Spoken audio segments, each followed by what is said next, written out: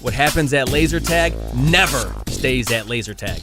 Laser Unfocused Tag Talk. Laser Unfocused Tag Talk. I feel like you could be like in Ghostbusters or something. Oh my God, you have got some stories. Let's talk about laser tag. Who knew you were a laser tag legend? Time to get laser unfocused. Tag Talk with Tivia. Welcome to Laser Unfocused Tag Talk. Hi, I'm Tivia. When you want to play competitive laser tag, sometimes you simply need to step up and make it happen, like my guests here today. Today, I'd like to welcome my guests, California laser tag players Josef Leshen and Noah Kim, who are actively stepping up to create competitive laser tag opportunities in the greater Los Angeles area. Welcome, guys. Hello. And nice to be here.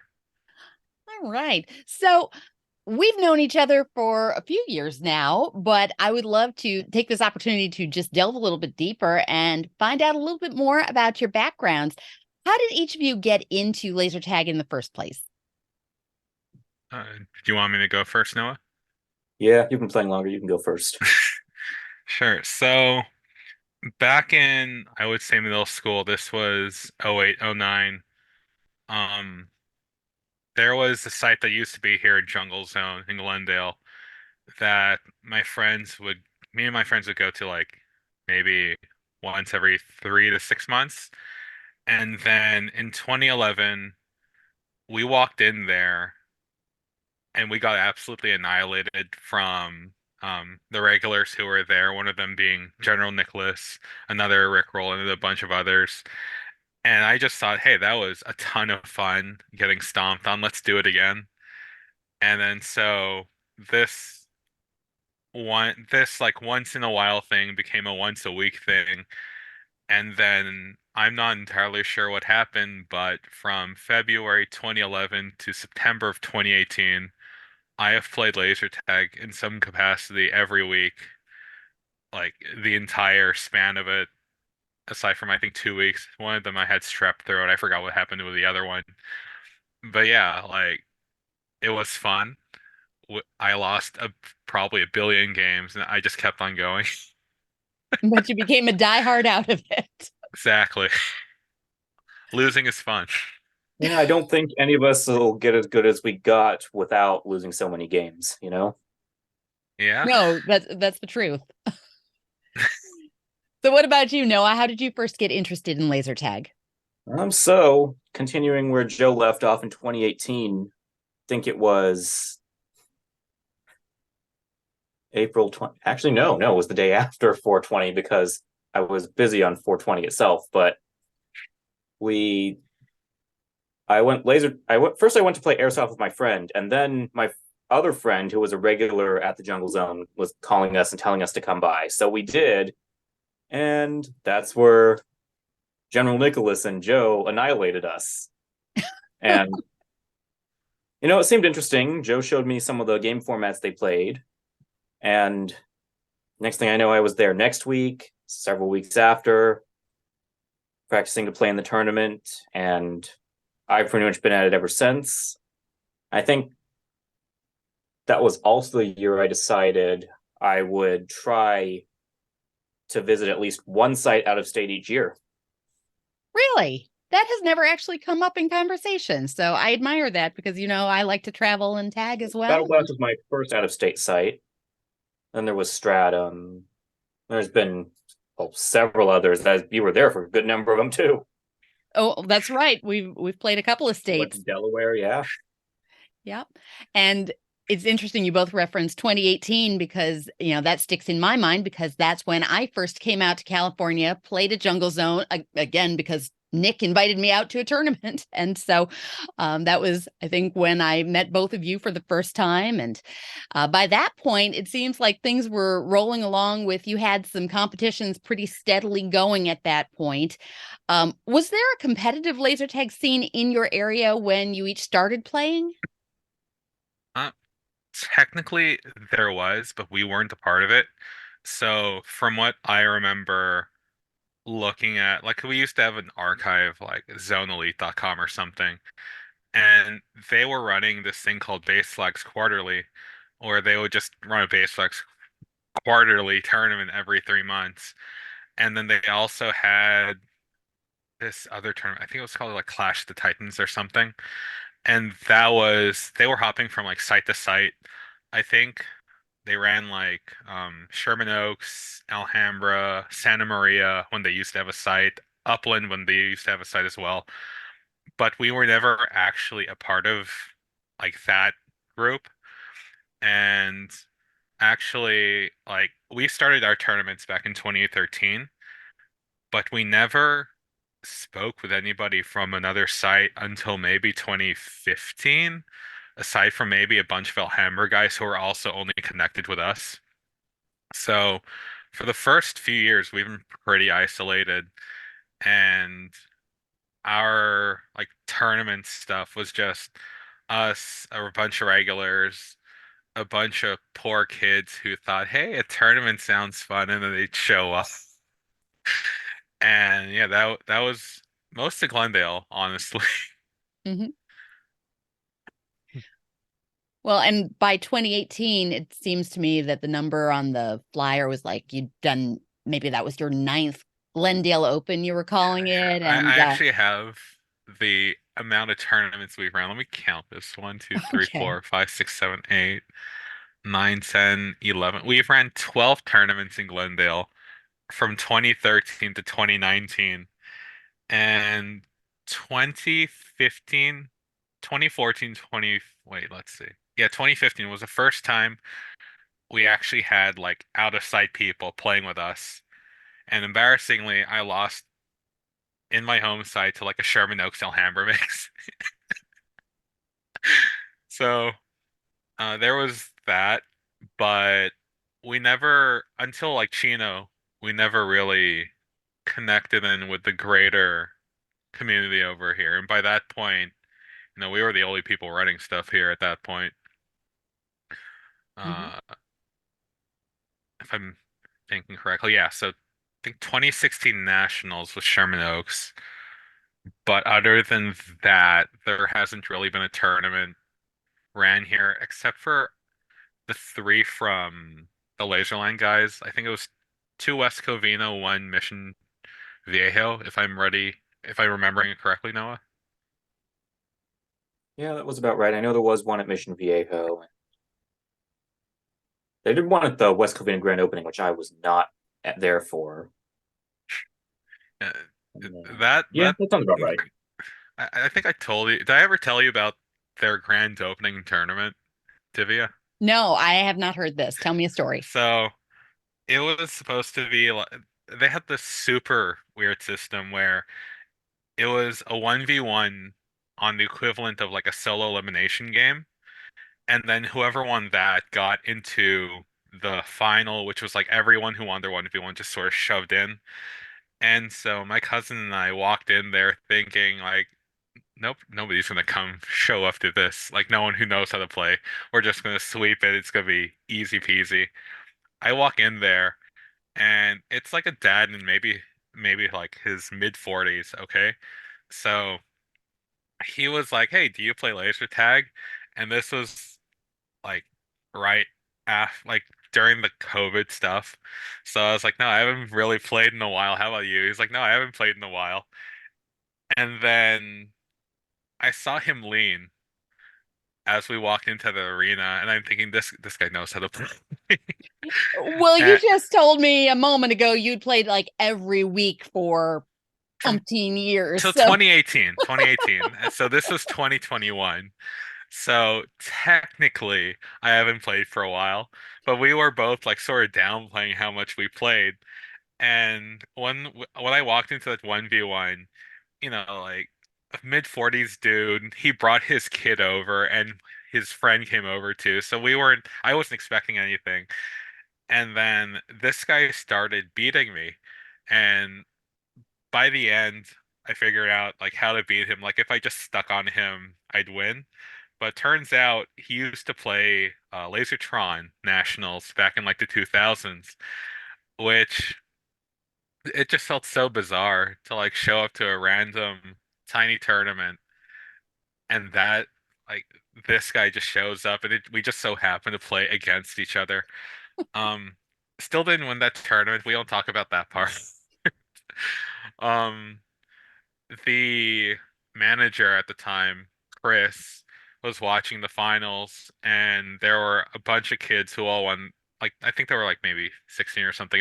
They all won their games, and they all teamed up together.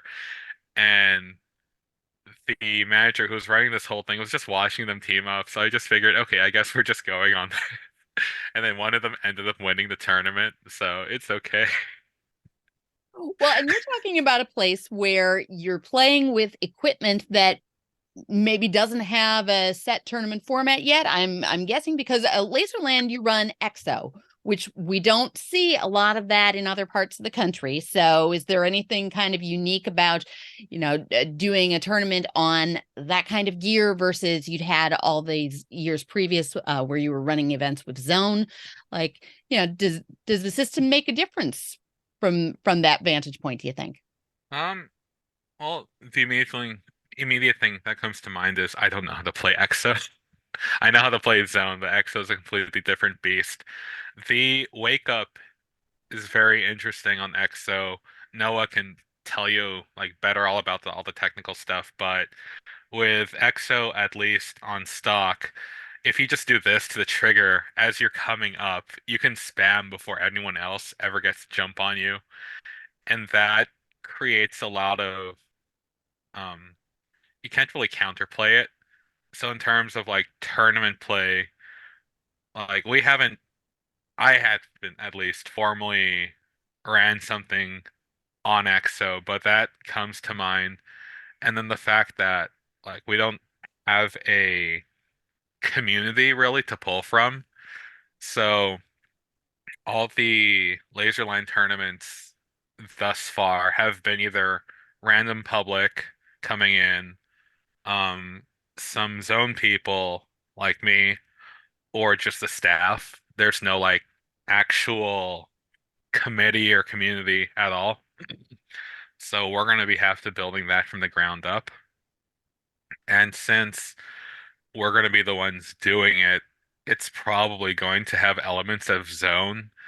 Whereas if like a community was started and built itself independently on EXO, it'll have a completely different rule set. But because we're set in zone, it's probably going to have elements of it, even though I want to try and make it like a non-zone tournament, since the technicalities of the equipment and all equipment in general, you know, each type of system has its own thing going, and you don't want to cover it up with what another system does, because at that point you're just making like a B tier of another system, It's like you're which watering down what's special about one by trying to equate exactly, it to another. exactly. Well, if I may, I really like the Please. format Chris came up with for the EXO tournaments, and if I continue running EXO tournaments, I'd like to keep that format because I think it definitely follows something that's very different from the way Zone plays. So I think it can branch out into its own thing. And when you say the format that he was doing, you mean that 1v1 or something else about it? The way he ran it was there were I mean last time I played an EXO tournament, it was all Gladiator, which is their equivalent of a limb. And what we did was we had a bracket for 1v1s, 3v3s, and 5v5s. I'm trying to work to introduce more competitive formats into EXO as well. I think score races would be fun as well. So just play to the highest score still. I think that is still something that could be used for a tournament, maybe with something that punishes getting hit. Mm-hmm. So that's another thing. But as far as EXO goes, yeah, there really never was competitive EXO because EXO wasn't invented until 2016, and outside of Russia, there's only 2 places you can play that system. And they're both in California. Yep, both Yeah. here in Southern California. So you really are in the very beginnings of a place where maybe a scene could start to sprout. What I I've been really working on it. What I wanted to talk to you guys about is really the fact that you're cultivating something from the place of just being enthusiastic players. And I think you're really demonstrating that you don't have to wait for somebody to put something together. You guys have been figuring this out, in different arenas at this point. Tell me how you each moved from simply playing laser tag to wanting to coordinate something so that, maybe the community could grow. So ever since like I started playing, we were doing like hardcore competitive games, and by competitive, I mean the teams are normally stacked against whatever I threw together, and I would just lose like every single game repeatedly. But when I started, most of the regulars there, their favorite game mode was base flags, and we always talked about like running a base flags tournament, and I never knew that. Like at the time, Sherman Oaks was running their quarterly stuff, and I don't think a lot of the others at the time knew either. So we would always talk about it, and then no one would ever do anything about it. And well, not no one ever did anything about it, but like we would talk about it, we would say maybe what about this state super far into the future, and then we maybe collect some phone numbers or emails from like people who would walk in, but nothing ever came to fruition. And then I would say maybe halfway to 2013, I just figured to hell with it. Let's just try this, you know? So, and I think it was around June or July, we just walked up to the owners and we were like, yo, we want to run a tournament. How much do you want? How long can we have the arena for? And can we just do it? And they were like, sure, we want this much. You get 10 hours in the middle of like their day off.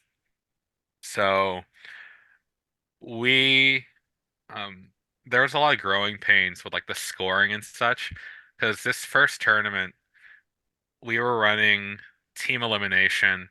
Everyone had, I think, like 8 lives or something, 8-minute games, and we didn't know how to balance the teams because we had a couple new people, and then we had a team where only one guy showed up, and then we had a couple other stacked teams. So we made this wonky system where we had to take out a calculator to reevaluate scores every game because to try and like balance it out. And the new team got extra players. The guy who just showed up alone because his team ditched, we just threw random people into his team every game. And we quickly realized that that percentage system to give the new team extra points was way too strong. Like as long as they survived a game, they would get like an extra maybe like 1,000 points. And this was in a game mode where you were like get 4,000 in total. So it was a significant booster. We had to scrap that halfway through the tournament. And that first tournament, I actually like blocked part of it out of my brain. I just remember 15 people showed up and it was a 3v3 elim. It was terrible, but we had fun. So after that, I think we actually went under what the owners asked for. And then a week later, we said, "Hey, can we do that again?" And they said, "Sure."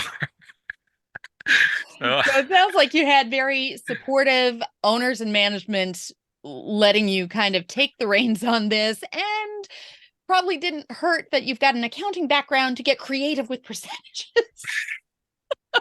Because well, it sounds back like you were having fun all the way around, but just creating on the fly a little bit.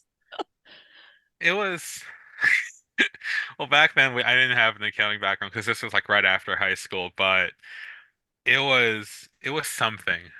And I would say that whole Glenville experience was something. Like trying to figure out, we were like scrambling to get enough packs like tournament ready, and then sometimes packs would go down.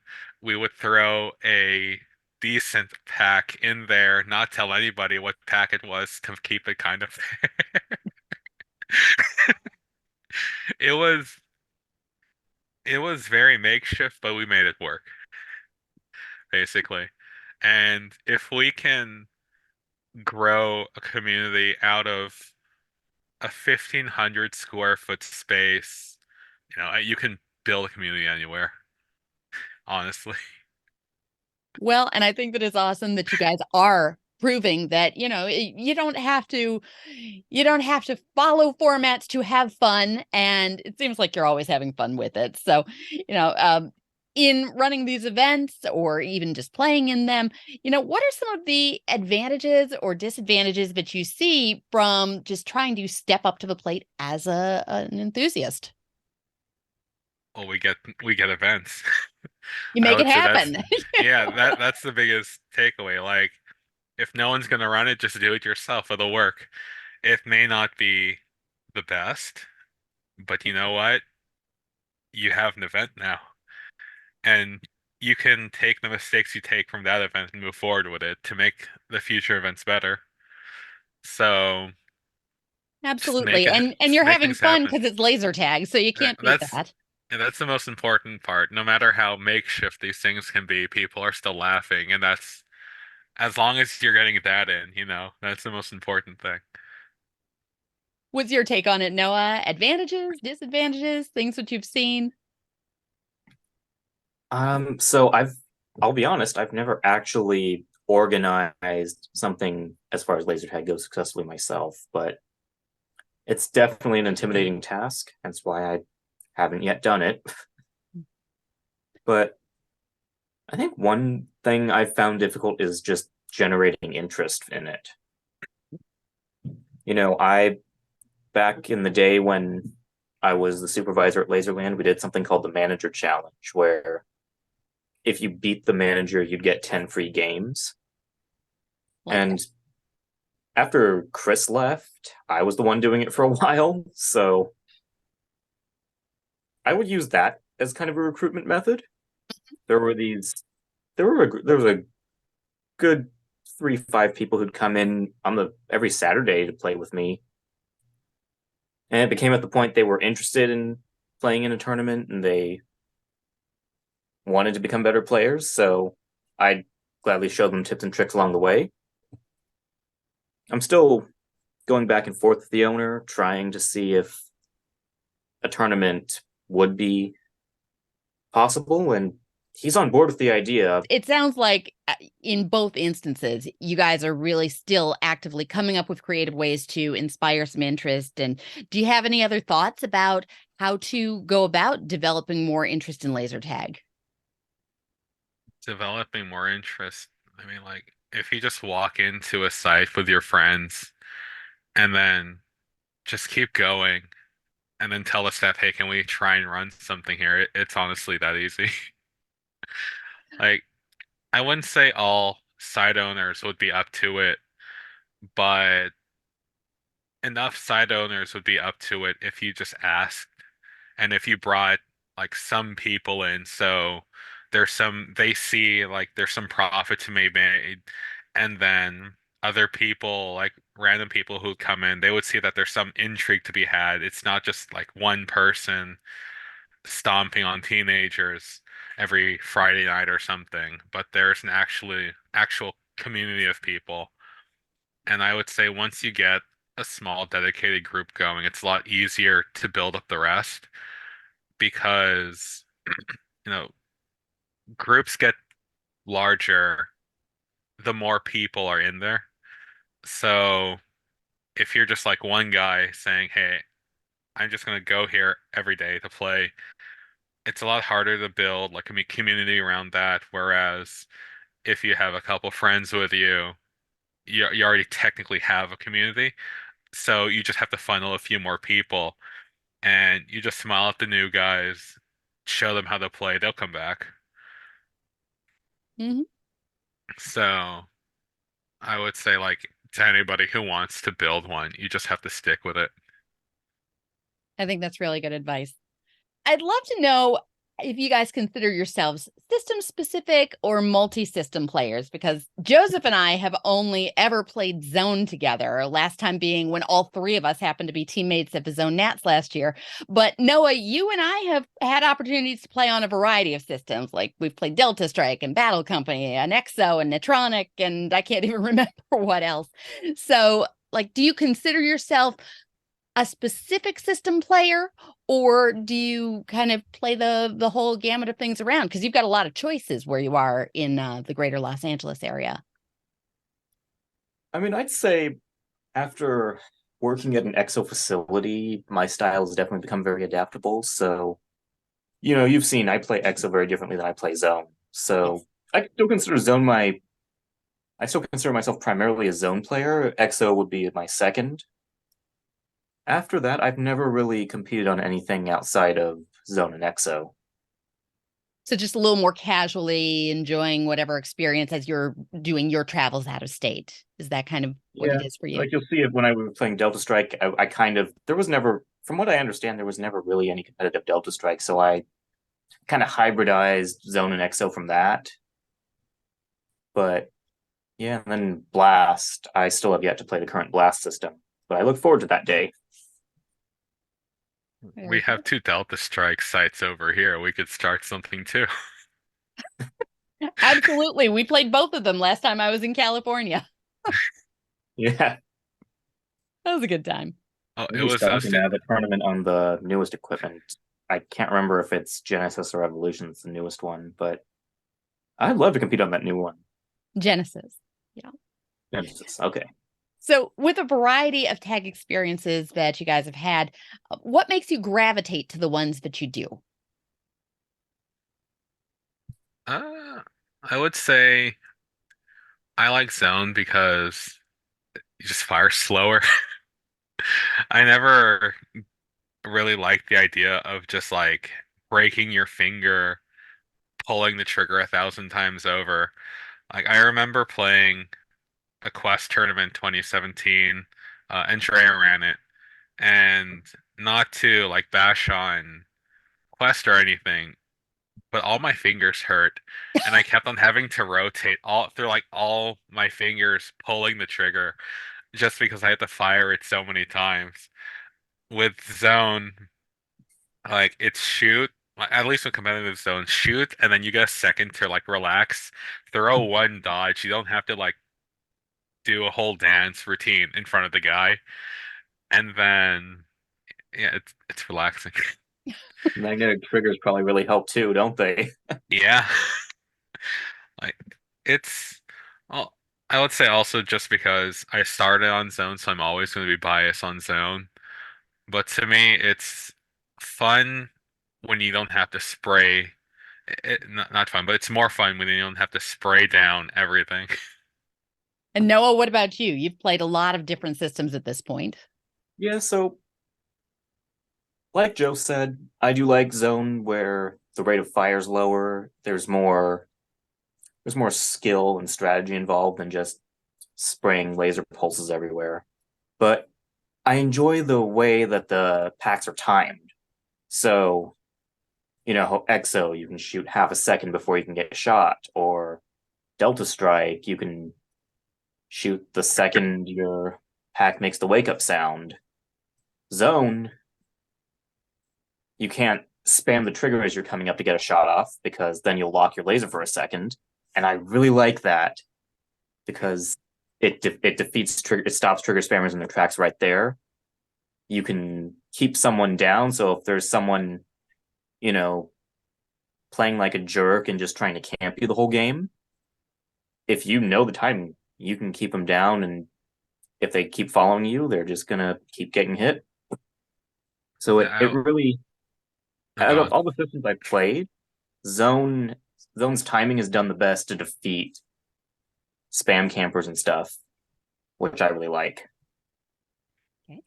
Yeah, building on what Noah's saying, um, Zone has the right niche for me in terms of counterplay because unlike Force, for example, the person who's alive can't just like sort of spam down the person before they ever come up. I know that you can't do that in competitive play, but in terms of like casual play, you can hit some people a whole second before they actually ever come up, and the gun buzzes you before, like buzzes you when you can actually hit them before their lights ever turn on, and then you go to the other end of um the scales where the person who's down will just always take the person who's coming up, and the person who's alive has to do something with a wall because they can't physically brawl the person who's down because of those opening shots that they get. So Zone has that perfect in between where um, both people have a chance to shoot the other person, unless we're talking about whatever we had on whatever mod we used on Glendale the last couple of years. That was something. Yeah, the pack does a really good job at just giving you a straightforward signal on when to take action. Yeah. So basically, it sounds like you guys are saying timing is everything. Timing and angles are very important to a game of laser tag, yes. Mm-hmm. Timing and not Agree. breaking your fingers is pretty good. Yeah. It may be a moot point at this moment, but there was a taping method so that you didn't get blisters from that on the other equipment you were talking about. West, really? But again, kind of a moot point right now. But you I never have did that, had but some I awesome. remember I'd always get blisters from the Nexus hand sensor or pulling the trigger with my thumb. When I was doing that once or twice a week, I would get so many blisters or my skin would get worn out. It was crazy. The war Pulling the wounds trigger of too playing hard. laser tag. Pretty much. In spite of that, definitely some awesome memories to be made, some great friendships to be made out of tag. And I'd love to know what for each of you is like maybe your best personal memory of something that you've experienced through the world of laser tag. You've had lots of experiences ranging from going to Glendale all the way up to coming out to Philly last year and all things in between. So what's your favorite memory? No, you want to take this one first? Well, I stumped him. sure. Tivia, you actually did mention it. I think that trip to the East Coast last summer was one of my biggest laser tag adventures I've been on so far. Because of course, we had Nats at Philly. Mhm. Then there was our side trip to Delaware, and then I made trips to Bailey's in Baltimore as well. Oh, that's right. I just went Afterwards. in. I did this at both places I went in. Just totally played dumb. So I just walked around with the laser in one hand for the first minute. And then the manager saw me and she was like, "You have to hold it with two hands." I'm like, "Oh, okay." And then I just walked off. And then the next time she saw me, I was full on stomping on a bunch of players. And then she's like, "Do you actually play laser tag?" And I'm like, I just keep playing. At the end, one of the staff wanted to 1v1 me. And then I went to Baltimore and did the same thing. I was like, "Yeah, I'm from California. I just happened to be passing by. Laser tag seems cool, so I thought I'd drop by and check it out." You know what I Yeah. love is that, that I'm not alone in this crazy nature that here we were playing overnight tournaments. It was 2 nights in a row we played overnights or 3 nights. I can't even remember. Something I just know like that. Midnight to 6 in the morning. midnight to 6 in the morning, and then you and I decide let's drive to Delaware and play some more laser tag. And it's You great had to that there's call me to somebody wake me else who up believes that morning, and I feel so bad about that. But it makes for a funny memory. Yeah, I so. don't know how you guys did that. Like, we were all out until like 3 p.m. and then I could not get out of bed for like the first 10 minutes because I was just in pain. After that, you guys are crazy. We drive It off two narrowly hours and almost then play didn't three more happen. sites before we come back and do it all over again. So yeah, that's definitely a good memory there. I think I'm just getting old. Please. Well, you've had some time to think, Joseph. So All what right, all right. comes to mind? Favorite memories along the way? Favorite mem. So I can't specify one as a favorite memory, But in terms of like favorites, I would say 2016 Nationals, we were playing Warlords, where it was what was it? DLOR, but you play the whole team and everyone has 10 lives. So every time one person would zero out, the next person would just zap right in. And my team, I was playing with Rickroll at the time, and then a bunch of Sherman Oaks guys. What happened was they just stuck me in the back, and it it was the 2v2v2. It turned into a 1v1v2. It was me, I think a guy from Fort Wayne on another team, and then two Finnish guys on the third team. And we were supposed to lose that. And then what happened was I nicked the one of the Finnish guys when he had his last life, so he went out. And then I had 3 lives left, and I just proceeded to come up, get double stunned, get out of the stun, take the guy. It was a 1v1 at this point, take the Finnish guy, and then proceed to zero out his lives, and he was at 9 lives at this point. I would say that was coming out of that stun and having the basically everybody in that room scream for a moment, cheering. That was amazing. I think we have that recorded somewhere. I have to look for it. But I think that was the only game of Warlords we won also. But it was the way we won it, it was pretty damn good. And then I threw in Ascension, so we don't talk about that part. Very nice memories. And I'm just going to throw in a memory of my own. I really love coming out and playing with you guys in California because I've had a few opportunities now to come your way. And one of them that I really appreciated was the hospitality when you guys organized a night and brought some people out so that I could play at the Infusion Zone in Chino Hills. And so I just thought it was really great that by that point you'd clearly created enough of a community that they were cool with, you basically making it a special night because somebody was coming in from out of town, and it worked out beautifully. And so I just have great memories of playing Zone and having a good time with you guys out in California. So really a lot of fun. One thing I like about um all the people over here, you just mentioned, hey, you want to play laser tag on this day, and someone's bound to say yes. And I love that. And ironically, I say this somewhat jokingly and somewhat not, that since the pandemic, I haven't had a home Zone site around me. So I probably have played more games just counting up that night. I probably played more games in Chino Hills than anywhere else. So I guess I consider myself a Chino Hills player now. Yeah, 3,000 miles away, still Chino. Right? Why not? Well, I always like to end the podcast with some rapid fire tag talk. And since you're both here, my rule is when there's more than one person, you can't take the same answer, but I've got some quick questions for you. You guys game? Let's do Let's it. do it. All right. Can't use the same answer, but what would you say favorite game format? Who wants to answer first?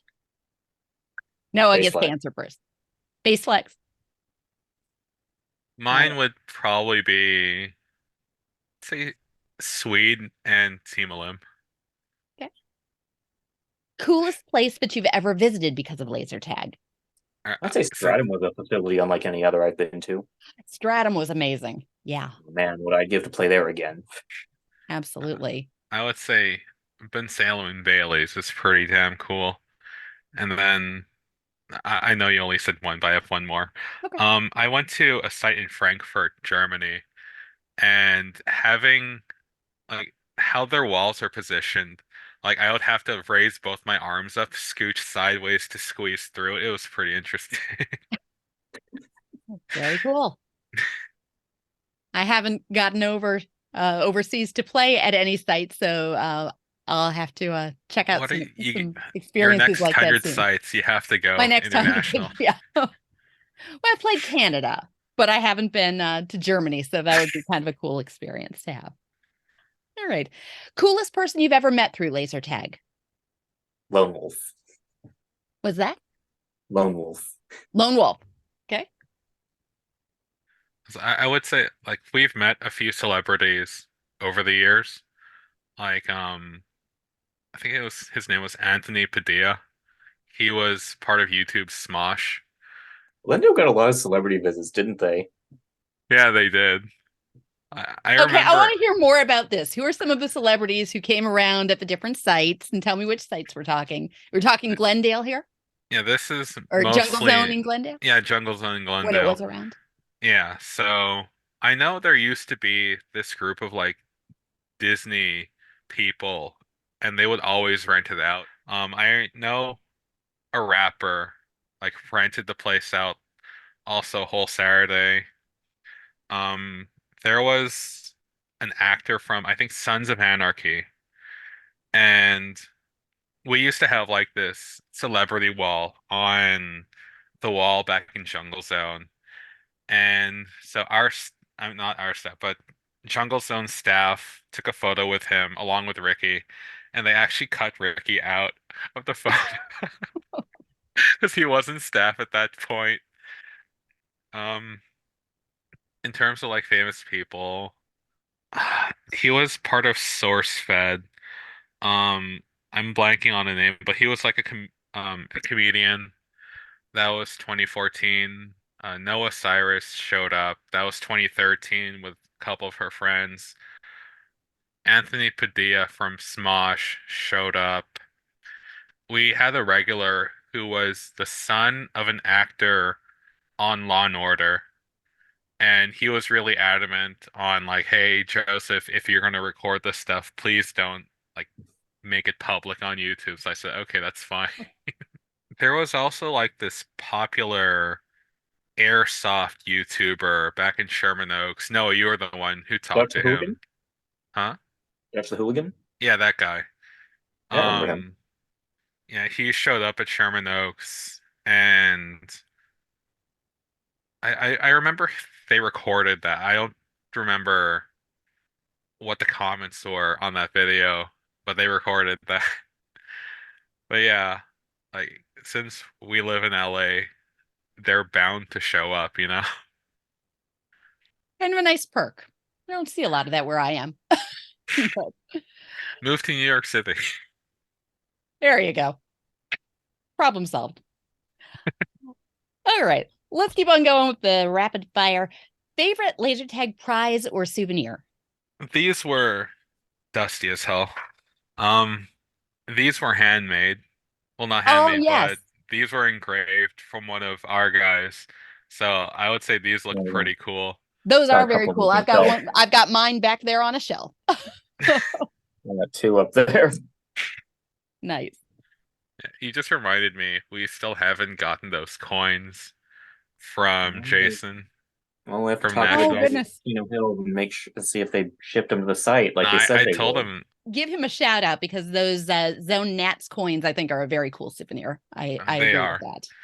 And then all the running he has to do, like I sometimes feel overwhelmed running the stuff here. I can't imagine running like nationals multi-day and then having to stick to that schedule. But I got to say, that was a very well run tournament. So It shout was. out to Jason and all the volunteers who made that happen. Because it takes a village. It takes more than one person to run an event. So shout out to everybody because I thought that they've done a great job, and I thought that for the last couple of years. Oh, yeah, he did they always do a fantastic job. I don't know how they do it. Yeah. Noah, did you have another answer, or are you sticking with the plaques? Oh, that wasn't my answer actually. That's Oh, okay. What's your coolest souvenir or prize? oh boy. I've actually started working on a wall of laser tag memorabilia myself, so Nice. I've got stuff to go over because I've got like 2 game passes from Glendale that no longer exists. For some reason have a free pass to Quest, which also no longer exists, but I have free passes as well. I have a little stack of free passes yeah, I won, and some of them I can a use staff again, member- and some are just souvenirs now. yeah, staff member just Like the handed it Quest. to me and then COVID happened. Yep.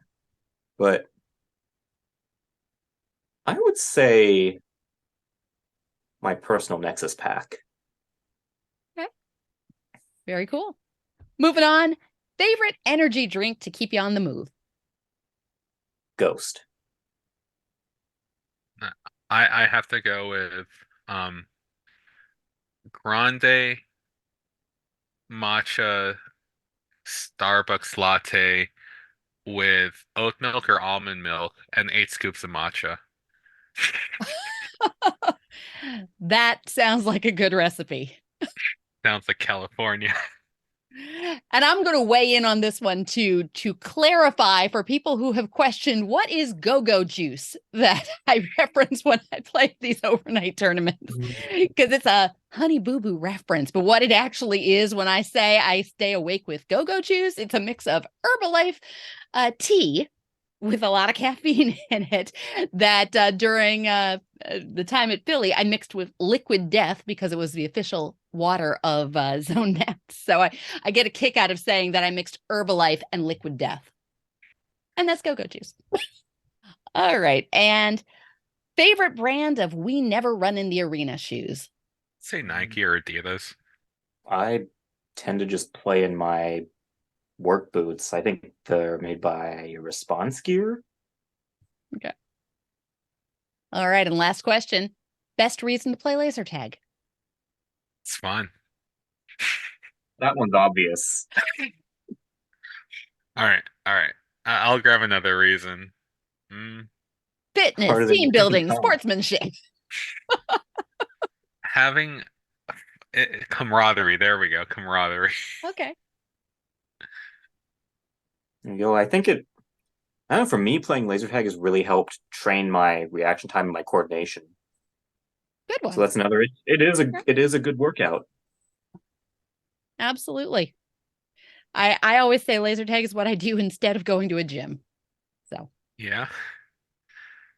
When I first started playing Zone back when I was like 16, with no changes to my diet, I think I dropped like 10 pounds the first month. That was playing like twice a week for the unlimited thing. very good. Back when I was playing on the regular, when a doctor checked my pulse, they'd ask if I was like a marathon runner or something. Oh, wow. All right. So top 2 reasons, fitness and fun. All right. I agree. And on that note, I want to thank you guys. It's been fun to catch up, and I appreciate you joining me. Best of luck with your upcoming tournament events that you're running out there in California. My guests, Josef Leshen and Noah Kim. Thanks so much, guys. Yep, thanks for having us.